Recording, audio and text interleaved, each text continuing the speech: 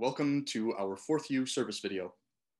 My name is Colin Wolfe, Assistant Director of Religious Education here at the Fourth Universalist Society in the city of New York. Thank you for joining us. What follows are selections from our service on June 13, 2021. The theme is Celebrating the Imagination. In this video, you will hear both the reading and the reflection. Our reflection was delivered by Senior Minister Rev Schuyler Vogel, and our reading was delivered by Worship Associate Rosalie Sanchez. This video will not include our usual post-service discussion, but look for a return of that segment in upcoming videos. You're invited to check out our video and audio podcast each week, posted on our website, Facebook, YouTube, and Instagram, as well as your favorite podcast streaming sites. If you like what you see, you're encouraged to give us a like, a share, or a subscribe. Thank you for watching, and we begin with our reading.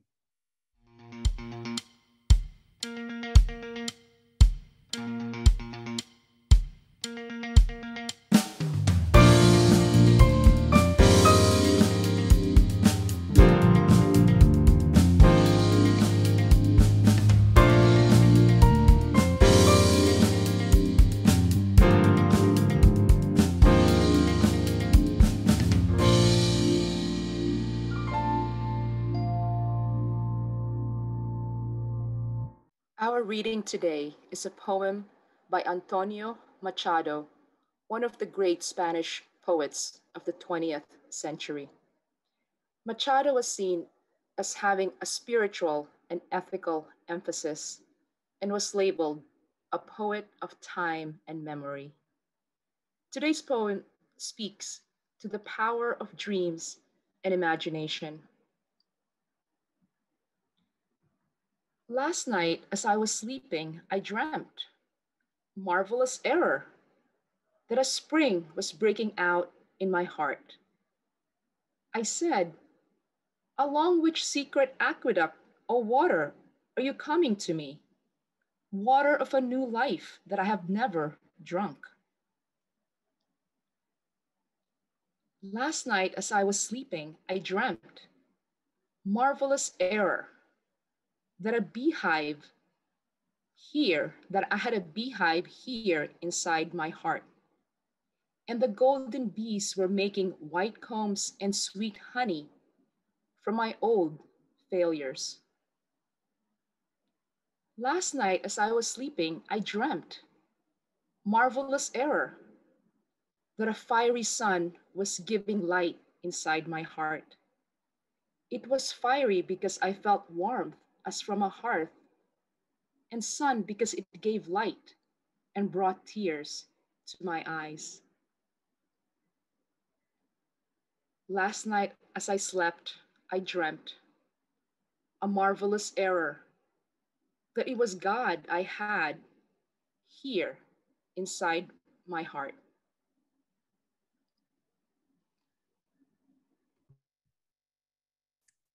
Thank you, Rosalie.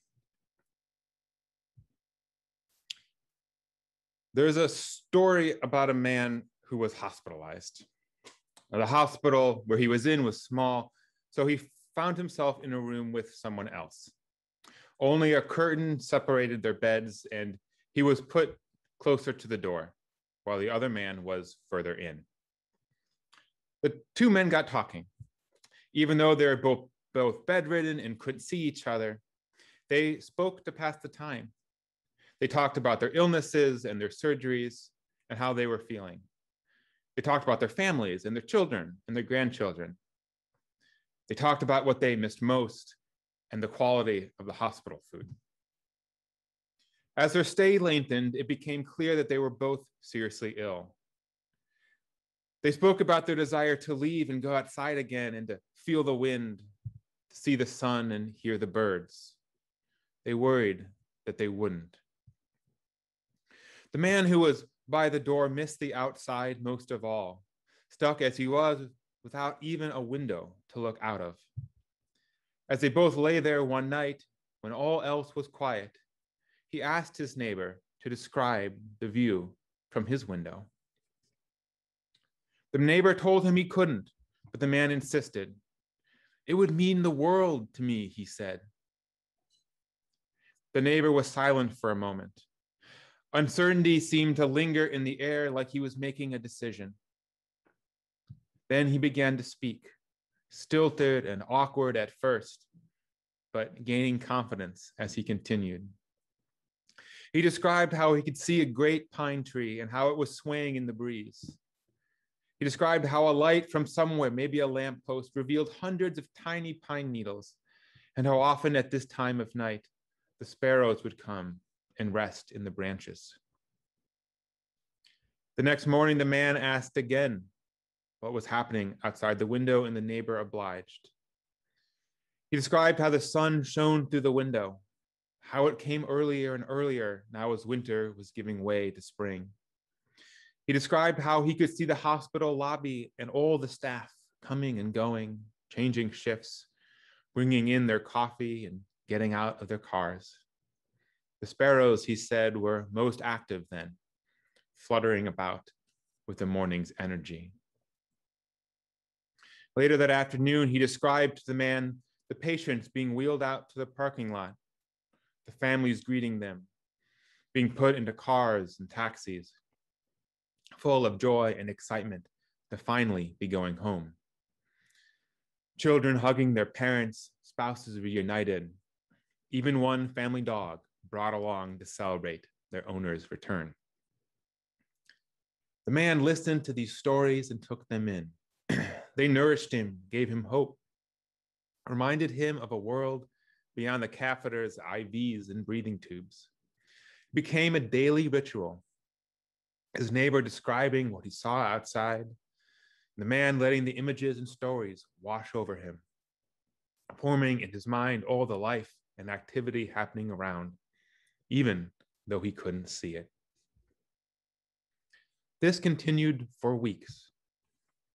Sometimes, even though the man appreciated his neighbor, he couldn't help but feel a bit jealous. It didn't seem right that he had the window, even though all he did was get there first. The man tried not to get resentful, but it was hard. Then one day, the neighbor by the window began to cough.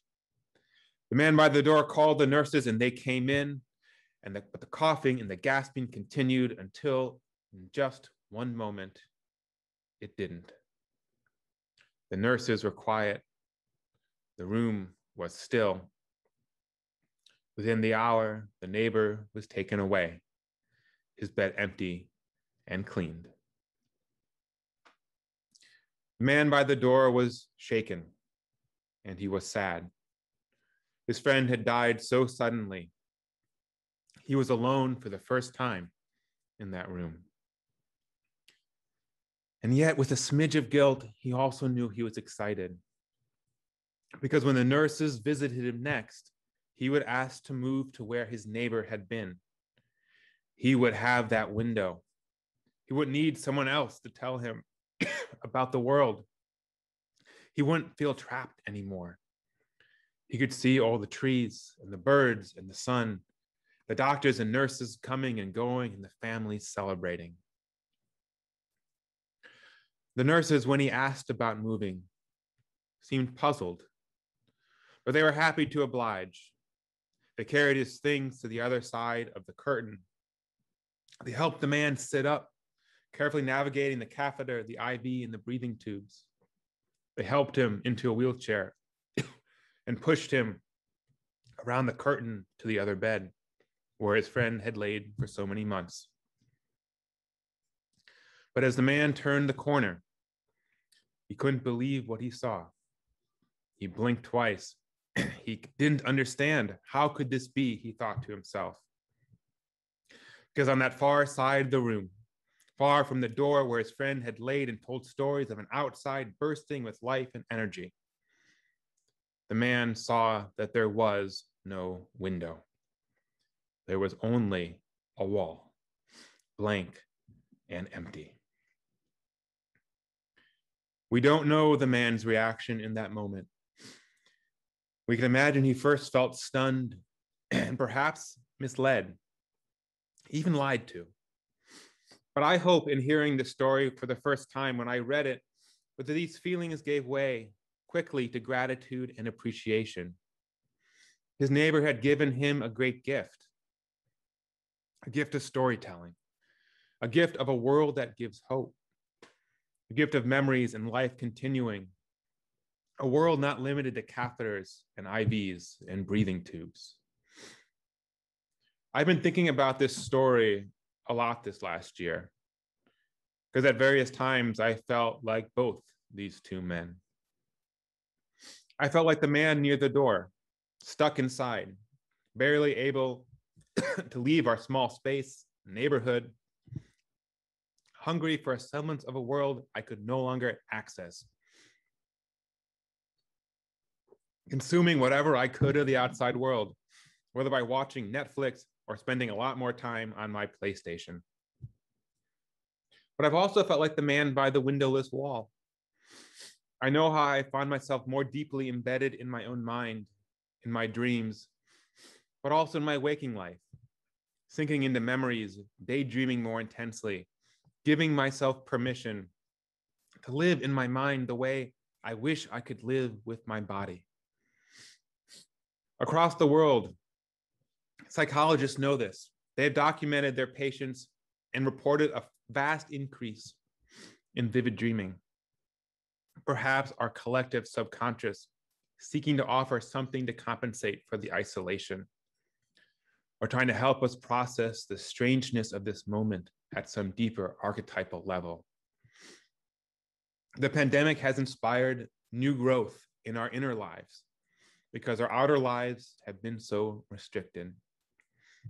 It has taught me how much imagination is connected to emotional resiliency.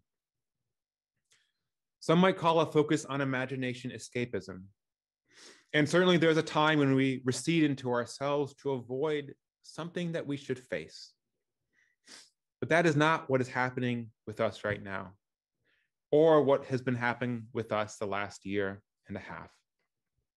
If anything, the pandemic has given us a much needed permission, an excuse to nurture our inner lives in ways we couldn't before, or felt like we couldn't, but out of necessity must now. Writer Ursula Le Guin said it well. Yes, fantasy is escapist, and that is its glory. If a soldier is imprisoned by the enemy, don't we consider it his duty to escape? We value the freedom of mind and soul. For partisans of liberty, then it's our plain duty to escape and to take as many people with us as we can. Imagination is a tool of survival and freedom and liberation. It was used by the ancient Israelites who, after centuries of oppression by one empire after another, imagined for the first time in Western history an afterlife, not of drudgery and blandness, but of happiness, joy, and justice. They invented heaven. It is the person we think about imagining traveling for asylum, feeling the spirits of their ancestors around them, giving them the strength to carry on to safety and a new home. Someone is using their inner life if they are dying.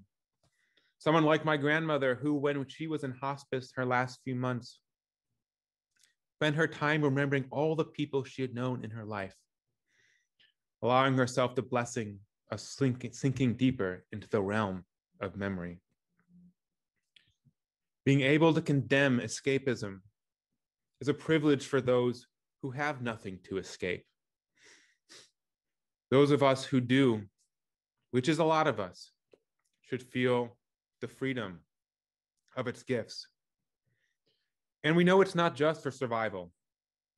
We know it's also for joy. It's the joy of memory that connects us to people long gone. It's the joy of inhabiting worlds that do not exist, places we cannot visit, hopes that cannot yet be realized. It's the chance to play with nothing other than the thoughts in our heads. We as a country are entering into a time when things are returning to normal for many of us. Many of us are vaccinated, others are preparing for summer vacations and trips, and still others are reuniting with family and friends. And yet, as our exterior life resumes, we risk forgetting the power we've discovered from our inner life. The truth is that this pandemic is not the last time that we will need our imagination, not the last time we will need to practice the spiritual art of escapism. All of us will be in that hospital room someday, sometimes without windows, someplace like it, left with little but our thoughts, our memories, and our feelings. All of us will know again isolation and hopelessness, uncertainty and fear, pandemic or no.